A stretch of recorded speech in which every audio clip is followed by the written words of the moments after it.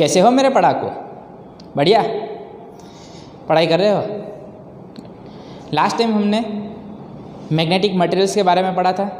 3 magnetic material के बारे में हम पढ़ चुके, diamagnetic material, paramagnetic material and ferromagnetic material. अब आगे बढ़ते हैं। नेक्स्ट टॉपिक है hysteresis curve for ferromagnetic material. तो लास्ट टॉपिक है इस चैप्टर का हिस्टेरेसिस लूप। तो आ जाते हैं सीधा टॉपिक पे, हिस्टेरेसिस लूप।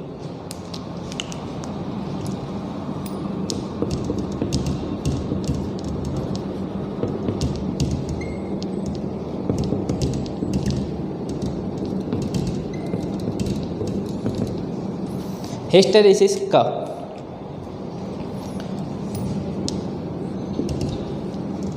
चलो हिस्टेरेसिस कर्व क्या होगा? For ferromagnetic materials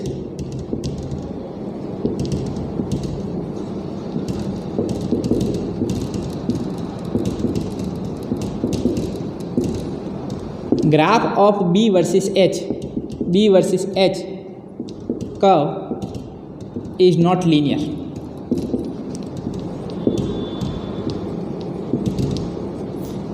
The graph of B versus H is not linear. It depends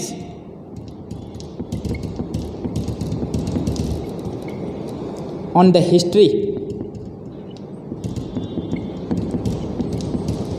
of material. ये किस पे डिपेंड करता है? It depends on the history of material. Material की हिस्ट्री पे डिपेंड करेगा। हिस्ट्री पे डिपेंड करेगा मतलब क्या? देखेंगे, अभी ग्राफ ड्रॉ करेंगे तो पता चलेगा। For ferromagnetic materials we are interested in B versus H का। किसका ग्राफ ड्रॉ करना है? B वर्सेस H का। Magnetic field versus magnetic intensity. If we are interested in B versus H का, then 3 things should be known to us. पहली चीज magnetic intensity.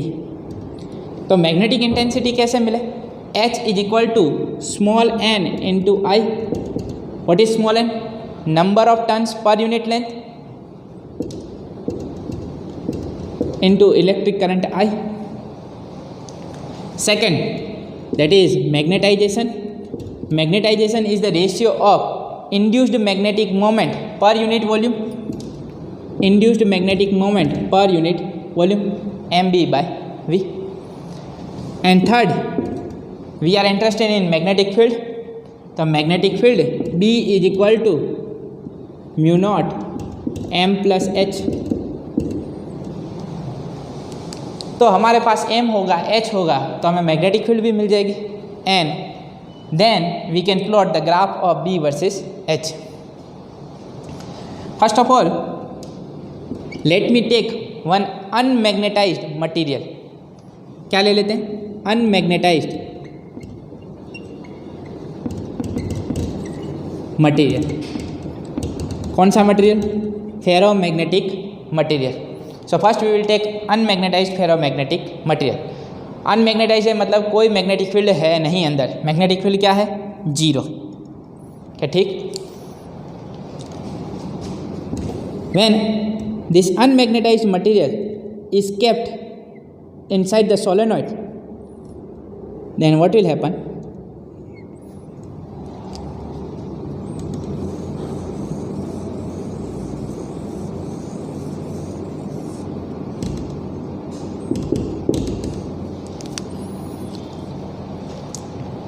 Suppose initially current flowing through the solenoid that is 0. I क्या ले लेते हैं? 0. So I that is 0 at the time H is equal to 0। तो पहले case में H है 0 और हमने मटेरियल कैसा लिया? अनमैग्नेटाइज्ड, मतलब मैग्नेटाइजेशन भी है नहीं, तो मैग्नेटाइजेशन भी 0, मैग्नेटिक इंटेंसिटी भी 0, तो मैग्नेटिक फील्ड क्या होगी? 0। So initially H is equal to 0 and magnetic field is also 0। तो ग्राफ जो है स्टार्ट होने वाला है यहाँ से, फ्रॉम पॉइंट O। यहाँ से ग्राफ स्टार्ट होगा। ठीक। Now, when we pass the current through the solenoid, then what will happen? Due to this electric current, magnetic intensity increases. As we increase the value of current, then magnetic intensity increases. and due to this what will happen, some magnetic field is produced because current is the source of magnetic field, and that external magnetic field will exert torque on the magnetic dipoles of ferromagnetic material. तो torque लगना start हो जाएगा, and due to that some magnetic moment will be induced inside the material and material will get magnetized. तो material magnetise होना start हो जाएगा. अगर कुछ मैग्नेटाइजेशन है, कुछ मैग्नेटिक इंटेंसिटी है, तो अंदर क्या मिलेगा, मैग्नेटिक फील्ड. तो अंदर हमें मिलने वाली है magnetic field B. Inside the material magnetic field that is B, total magnetic field. So as we increase the value of magnetic intensity, magnetization also increases. So we will get this type of curve.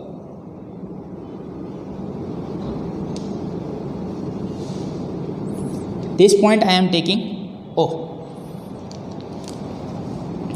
Now you can see as magnetic intensity increases, magnetization also increases, but up to certain limit.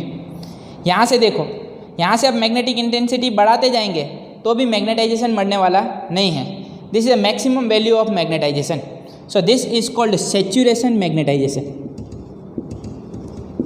This is saturation point. इससे ज़्यादा हो सकता नहीं है. अब और current बढ़ाते जाओ, मैग्नेटिक इंटेंसिटी बढ़ाते जाओ, मैग्नेटाइजेशन होने वाला नहीं है. जितना हो सकता था मैग्नेटाइजेशन उतना हो गया. तो चलो ये हो गया सैचुरेशन पॉइंट. तो हमारा जो स्टार्टिंग पॉइंट है दैट इज O. कहाँ पे पहुँचे, O to A. अब करंट बढ़ाने का कोई मतलब है नहीं, तो अब क्या किया जाए, करंट रिड्यूस करें. Now if I start reducing the current then what will happen, magnetic intensity also decreases. जैसे करंट घटेगा तो मैग्नेटिक इंटेंसिटी भी घटेगी. मैग्नेटिक इंटेंसिटी घटेगी तो magnetic field due to this solenoid also decreases. Magnetic field कम होती जाएगी. क्या ठीक? तो हम ऐसा सोच रहे हैं कि अगर मैग्नेटिक फील्ड कम होती जाए, मान लो कि एक ऐसी सिचुएशन आ जाए करंट जीरो कर दें. तो करंट जीरो कर दें तो मैग्नेटिक इंटेंसिटी जीरो हो जाएगी, तो अंदर मैग्नेटाइजेशन भी क्या हो जाना चाहिए, जीरो. बट ऑब्जर्व क्या किया गया, as we reduce the value of magnetic intensity the graph of B versus H is like this. ऐसा ग्राफ मिल रहा है. This is A to B.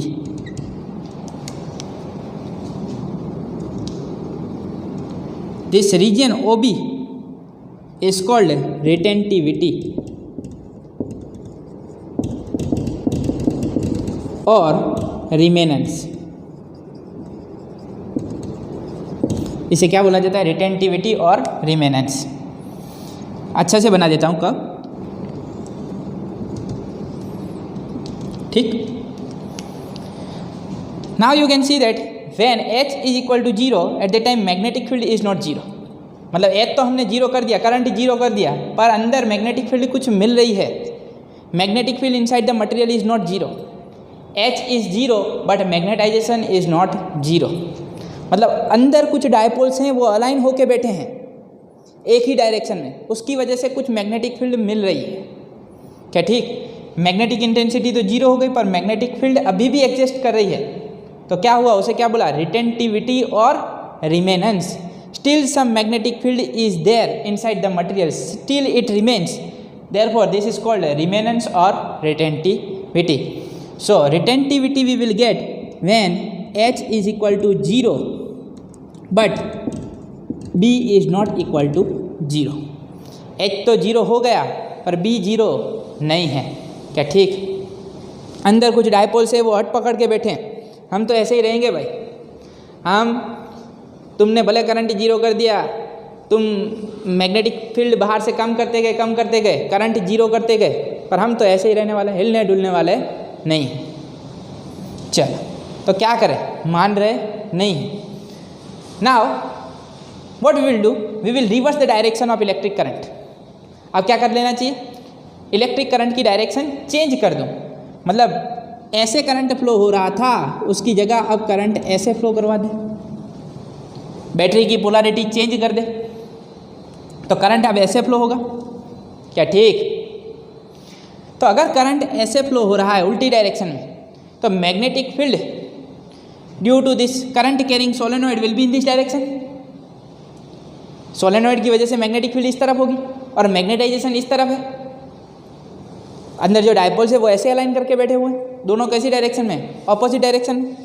So now here we have reverse the direction of electric current, therefore direction of magnetic intensity will change. तो magnetic intensity की direction change हुई, change होते होते होते मैग्नेटिक इंटेंसिटी क्या हो गई, नेगेटिव। क्या हो गई, negative. Now here you can see magnetic intensity that is negative. This region that is OC, this OC is called coercivity. इसे क्या बोला जाता है, कोएर्सिविटी। मतलब क्या, here in this region H that is not zero, H तो zero नहीं है, रिवर्स डायरेक्शन में करंट फ्लो हो रहा है, magnetic intensity opposite direction, H zero नहीं है।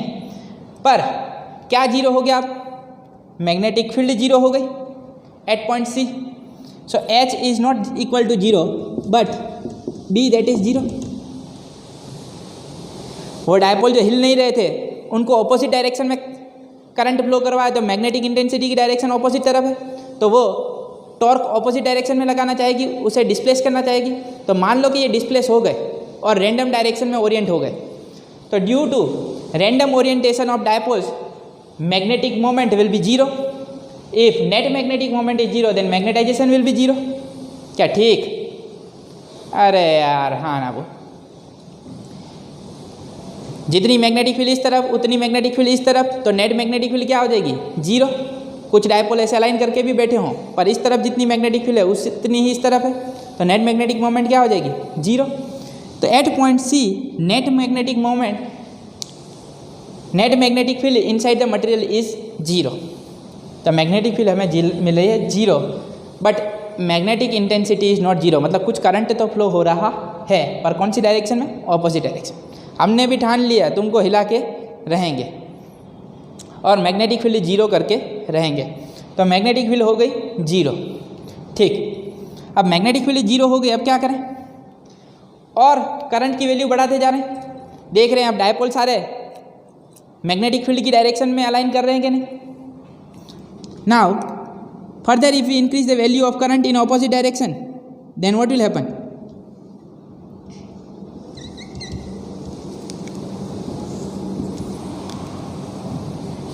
we will get point D. Once again, this is the saturation magnetization in reverse direction. अब सारे के सारे डायपोल इस डायरेक्शन में अलाइन हो गए। This is the maximum value of magnetization what we can achieve for ferromagnetic material. तो ये ऑपोजिट डायरेक्शन में करंट फ्लो करवाने की वजह से यहाँ पे मिला मैक्सिमम मैग्नेटाइजेशन। तो फिर से यहाँ पे क्या मिल गया, saturation, but this saturation is in opposite direction और you can say reverse saturation. क्या ठीक, so this point that is D। अब इससे ज़्यादा मैं करंट नेगेटिव डायरेक्शन में, ऑपोजिट डायरेक्शन में बढ़ाता जाऊँ तो कोई मतलब नहीं है, क्योंकि जितना मैग्नेटाइजेशन होना था वो हो गया। अब क्या करें, अब करंट की वैल्यू कम करते जाएं, कम करते जाएं, कम करते जाएं, क्या बनेगा, एक पॉइंट मिलेगा हमें E। क्या मिले, E। ध्यान से देखो E पॉइंट पे क्या हो रहा, मैग्नेटिक इंटेंसिटी क्या हो गई, zero, but magnetic field that is not zero. तो ये हो गया रिटेंटिविटी, ये हो गया कोएर्सिविटी, ये फिर से मिला रिटेंटिविटी। क्या ठीक, सो OB दैट इज रिटेंटिविटी और रिमेनेंस, OE that is also retentivity और रिमेनेंस। क्या ठीक, ओके, मतलब ये रिवर्स डायरेक्शन में हो गया। मैग्नेटिक इंटेंसिटी हमने फिर जीरो कर दी, रिवर्स डायरेक्शन में जो करंट फ्लो करवा रहे थे जीरो कर दिया, पर कुछ अंदर मैग्नेटाइजेशन है। अब कौन सी डायरेक्शन में, इस तरफ, सारे डायपोल इस तरफ अलाइन करके।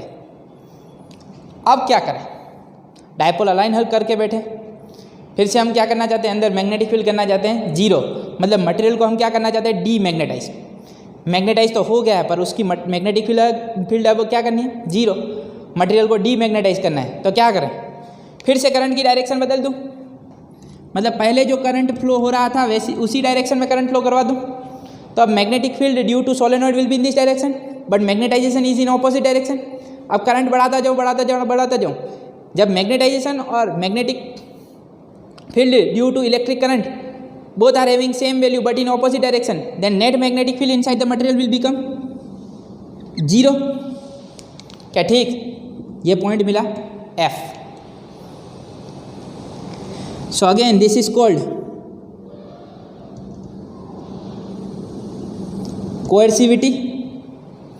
तो OC is coercivity and OF is also coercivity। क्या ठीक, ओके। अब क्या करें, फिर से करंट बढ़ाते जाओ, वही चीज़ होगी। Again magnetization increases and you will get this type of curve. So this is the graph of B versus H। तो ये ग्राफ कुछ जा रहा है ऐसे, like this. You can see that here the graph of B versus H does not retrace this OA path।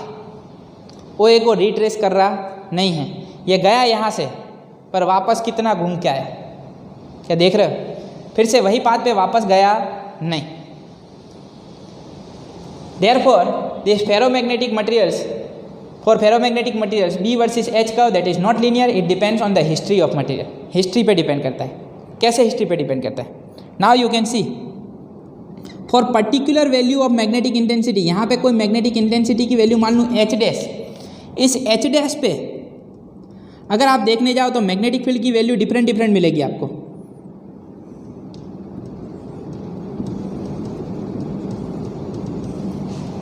Right, for particular value of H dash B that is not unique.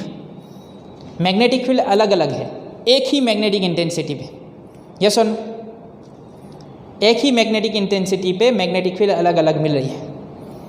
What does it mean, this graph of B versus H depends on the history of material, कि क्या हुआ है उसके साथ, ये magnetise हुआ है, demagnetise हुआ है, कौन सी डायरेक्शन में करंट फ्लो हो रहा है, it depends on the history के मटेरियल के साथ क्या हुआ है, क्या ठीक। This coercivity that is magnetic intensity, तो उसका यूनिट क्या बनेगा, यूनिट क्या बनेगा, that is current per unit length, ampere metre inverse. What is the unit of retentivity, retentivity और इमिनेंस क्या बनेगा, टेस्ला, मैग्नेटिक फील्ड है tesla. Now what is the meaning of hysteresis, hysteresis का मतलब क्या होता है,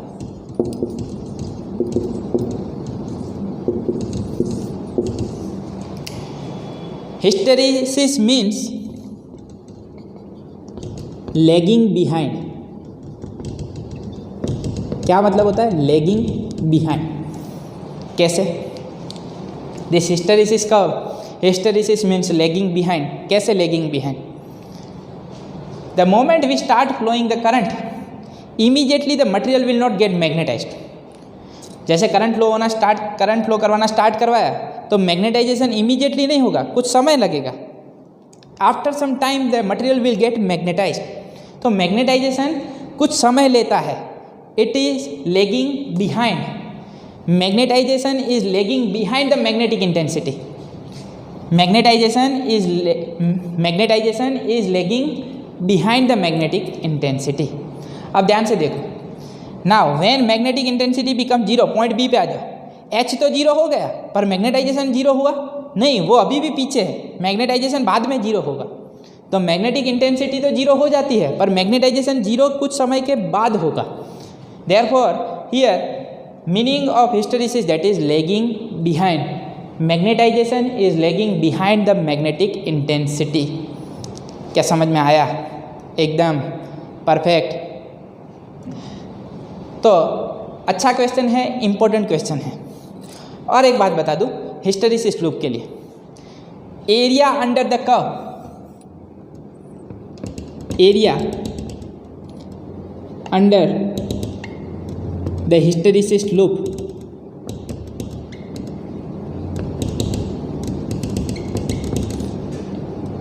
indicates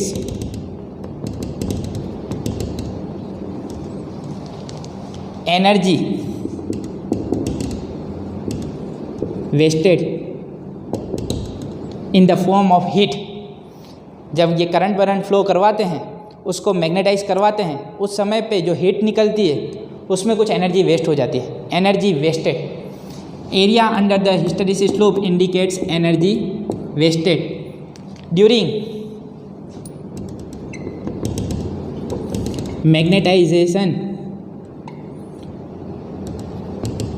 और ड्यूरिंग मैग्नेटाइजिंग साइकिल। ये एक मैग्नेटाइजिंग साइकिल कंप्लीट होने में जितनी एनर्जी वेस्ट होती है वो बताती है। अब आप पूछोगे कैसे सर, तो ध्यान से देखो, what is the area under the B versus H का, वो बनेगा बी इंटू एच, याद हो तो Y into X, that will give you area. What is the unit of magnetic field, unit of magnetic field याद करो, ये formula याद है, F vector is equal to I L vector cross B vector. तो यहाँ से मैं unit बनाऊँ तो न्यूटन अपॉन एम्पियर मीटर, क्या बनेगा, newton upon ampere metre, that is the unit of magnetic field. What is the unit of magnetic intensity, अभी बताया, करंट पर यूनिट लेंथ, क्या बनेगा, ampere metre inverse, ampere will get cancel, newton upon metre square can be written as newton metre upon metre cube, but newton metre that is nothing but joule per metre cube. Joule is the unit of energy, that is the any energy dissipated per unit volume. Area under the hysteresis loop indicates energy wasted per unit volume, per unit volume. थोड़ा सा छोटा लिखा है पर बता रहा हूँ, energy wasted per unit volume during magnetizing cycle. क्या समझ में आया? तो ये हो गई हिस्टेरेसिस कर्व की बात। अब हमने दो टाइप के फेरोमैग्नेटिक मटेरियल के बारे में पढ़ा था, hard ferromagnetic material and soft ferromagnetic material. तो हार्ड फेरोमैग्नेटिक मटेरियल और सॉफ्ट फेरोमैग्नेटिक मटेरियल के लिए कैसा बनेगा बी वर्सेस एच ग्राफ, आइए वो देख लेते हैं।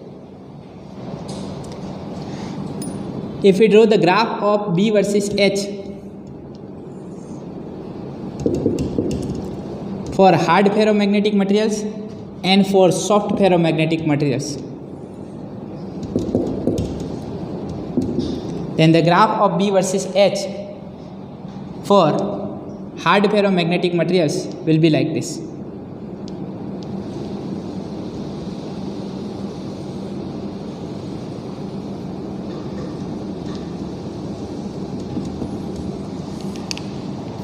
And for soft ferromagnetic materials, this graph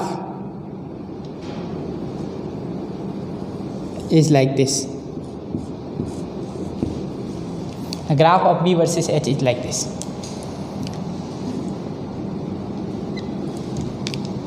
This is the graph for hard ferromagnetic materials,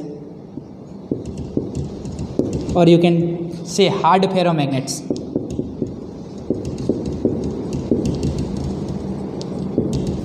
For hard ferromagnets,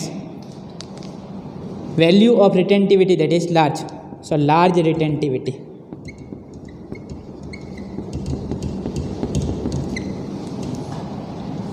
Value of coercivity is also very large, so large coercivity.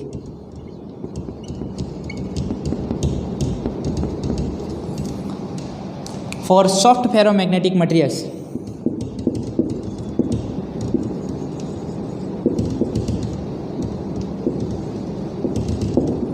for soft ferromagnets, you can see small value of retentivity, small retentivity, and you can see small value of coercivity.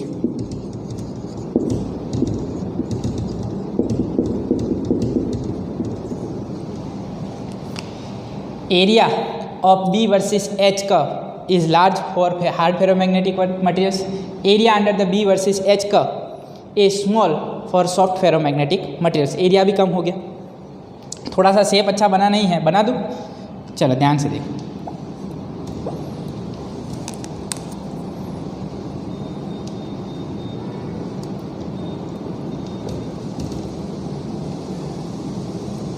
This way we will get the graph of B versus H. These hard ferromagnets are called permanent magnets.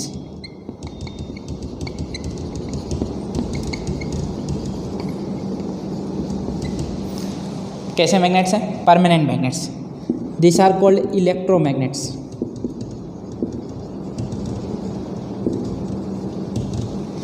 Examples of hard ferromagnetic material: Alnico,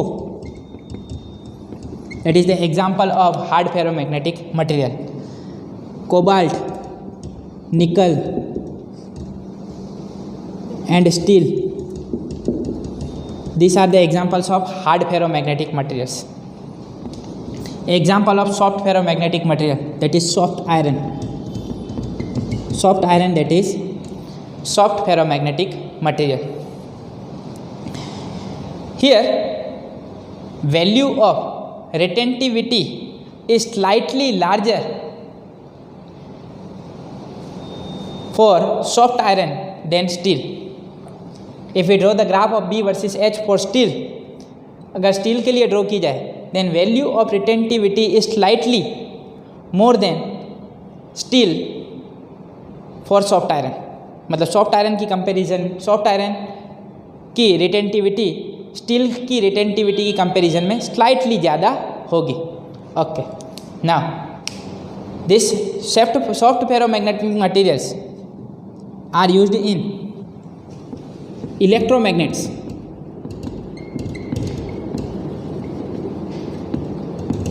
are used in electromagnets कहाँ पे use होते हैं? This are used in electric bell, loud speaker,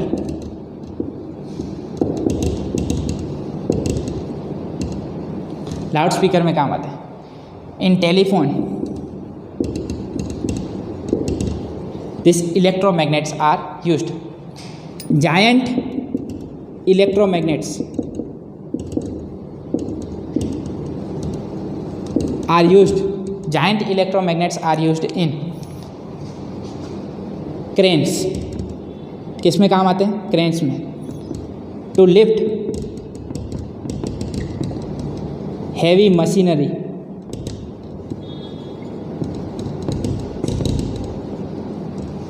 giant electromagnets are used. कोई heavy machinery को lift करना हो तो आप लोगों ने देखा होगा क्रेन्स के यूज से हम हैवी मशीनरी को लिफ्ट करते हैं। In that what is used? Giant electromagnets are used. The moment we make external magnetic field 0, मतलब सोलेनोइड में से करंट फ्लो करवाना बंद कर दें, H हो जाएगा 0. Then also magnetic field persist inside the material. Therefore these magnets are called permanent magnets. And here the moment we make H 0, magnetization is very little, therefore magnetic field inside the material vanishes, disappears. Therefore these are called electromagnets. जब हमें magnetic field चाहिए तो current pass करवाओ, मिलेगी magnetic field. The moment we make current zero, magnetic field disappears inside the material. Therefore these are called electromagnets and these are called permanent magnets. This is the difference. क्या समझ में आया? तो ये हो गई हमारी हिस्टेरिसिस कर्व की बात. तो क्या हिस्टेरिसिस टॉपिक समझ में आ गया? एकदम परफेक्ट. तो अब रह गए दो एग्जाम्पल आप लोगों के लिए, है कि नहीं? बनता है होमवर्क के नहीं? दे दें होमवर्क? चलो. तो एक एग्जाम्पल हमने लास्ट एग्जाम्पल जो बाकी रखा हुआ है दैट एग्जाम्पल, और एक आगे रखा हुआ है, याद है? तो एक होता है आपका लास्ट एग्जाम्पल जो 5.11 है, एग्जाम्पल 5.11, एंड एक आगे बाकी रखा था वो एग्जाम्पल 5.3. ये दोनों एग्जाम्पल आप लोगों को सॉल्व करने हैं. तो दो एग्जाम्पल आप लोगों के लिए होमवर्क में. बाकी सारे एग्जाम्पल हो गए, सारे न्यूमेरिकल हो गए, सारी थियरीज हो गए। ठीक है, यहाँ पे होता है चैप्टर 5 ख़त्म। नेक्स्ट टाइम से चैप्टर नंबर 6 में मिलेंगे। मस्त रहें, स्वस्थ रहें, दीपक सर के साथ पढ़ते रहें। आई एम स्टॉपिंग हियर, मिलते हैं नेक्स्ट लेक्चर में, तब तक के लिए बाय बाय, थैंक यू।